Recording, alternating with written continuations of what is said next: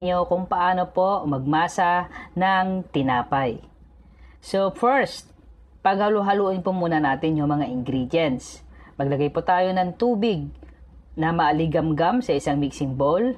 Ilagay na po natin yung ating yeast. So make sure po na medyo maaligamgam yung ating tubig para madali pong mag-activate yung ating libadura o yung ating yeast.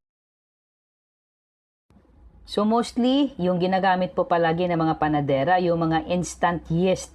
Yun po hindi na po kailangan ng proofing. Katulad po na aking ginagawa, automatic pwede na po natin itong tunawin kaagad. At ihalo sa iba pa po nating mga ingredients.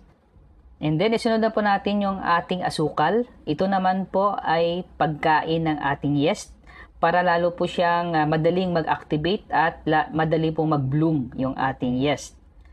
At isunod na po natin yung ating itlog.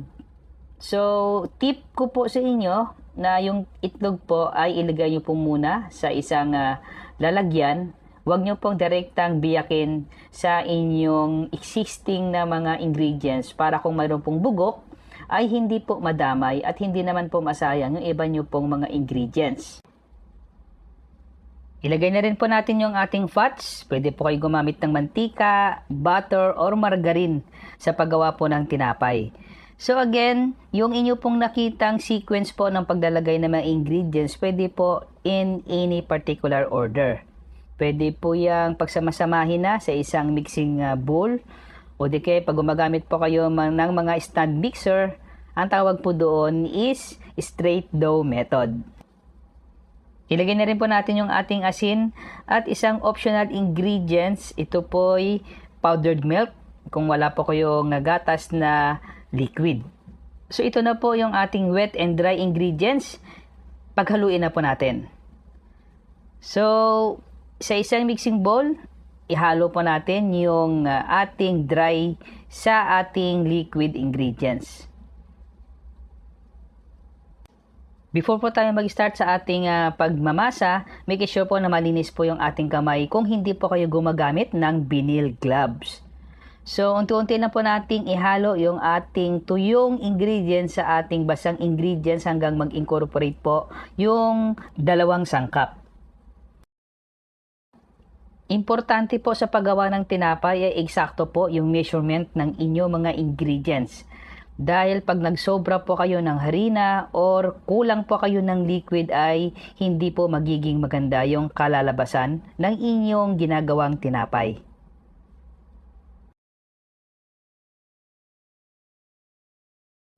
After po na mahalo natin ito ng mabuti, ilipat po natin ito sa isang flat surface na pinahiran po ng mantika. So, importante po na may mantika po yung inyong flat surface para hindi po manikit yung ating minamasang tinapay.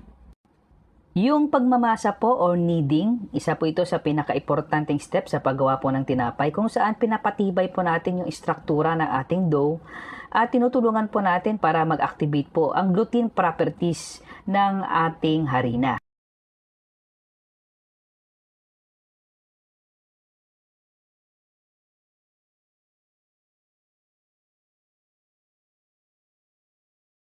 So mga katropa, ipapakita ko po sa inyo ng dahan-dahan kung paano po yung tamang pagmamasa. First, flatten na po natin. Saluin po ng kanang kamay, fold, and then hilain pa loob at i-push po palabas. So, paulit-ulit lang po yung ganyang motion hanggang makuha po natin yung tamang texture at tamang kinis po ng ating dough. So, kailangan po gamitin natin yung heel po ng ating kamay sa pag-push ng outward at pag-push po paloob. Mas maganda din po na bilisan din po natin sa pagmamasa para uminit po yung ating dough at ma-reach po natin yung tamang temperature na 27 to 28 degrees Celsius para lalo pong madali mag-activate yung gluten properties ng ating harina. At yung mga dough na walang oil, yan po ay nangangailangan ng mahabang pagmamasa at yung may fats naman ay maiksi lang po yung oras ng pagmamasa.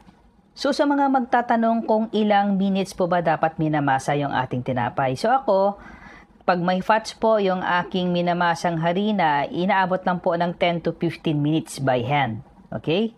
So, kailangan po marating natin yung ganitong kakinis na harina. So, malalaman natin kung maganda po yung ating pagkakamasa pag hinila po natin ng dahan-dahan at hindi po siya nabubutas. Tingnan niyo po mga katropa, dapat po ganyan po kakinis yung ating pagmamasa at sigurado po na aalsa po yung ating tinapay. Alam ko po na sa umpisa medyo mahirap po ito, pero practice makes perfect. Continue nyo lang po yung pagpapractice dahil wala naman po talagang perpekto at magaling sa paggawa ng tinapay.